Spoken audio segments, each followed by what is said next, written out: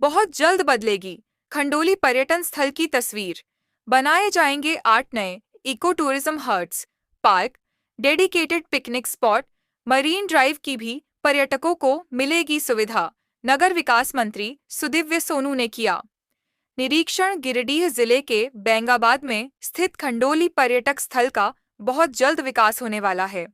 अब यहाँ घूमने आने वाले पर्यटकों को न सिर्फ डैम में बोटिंग और पहाड़ पर चढ़ाई करने का अवसर मिलेगा, बल्कि बहुत जल्द यहाँ 8 इको टूरिज्म हट्स बनाया जाएगा।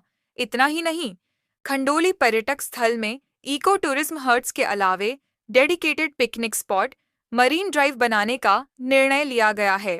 अब यहाँ घूमने आने वाले पर्यटकों के लिए हसीन वादियों के बीच ठहरने के लिए कॉटेज भी बनाए जाएंगे। मंत्री सुदिव्य कुमार सोनू ने कहा, गिरिडीह को राष्ट्रीय मानचित्र पर पहचान दिलाई जाएगी।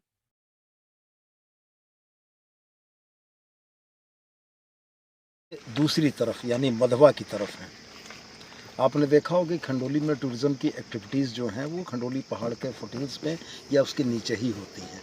और मैंने पहले भी कहा है कि खंडोली के इस पूरे विस्तार का 85% हिस्सा अनयूज्ड है। अब पर्यटकीय दृष्टिकोण से सुविधाओं को विकसित करने से लेकर इसकी खूबसूरती को और एक्सप्लोर करने के लिए हम लोग उन अनटच हिस्सों में एमिनिटीज़ डेवलप करना चाहते हैं जहाँ पहले नहीं हुआ था। उसी कड़ी में आज हम लोग इस मधवा के इलाके में पहुँचे हैं जहाँ वन विभाग की खुद की ज़मीन है।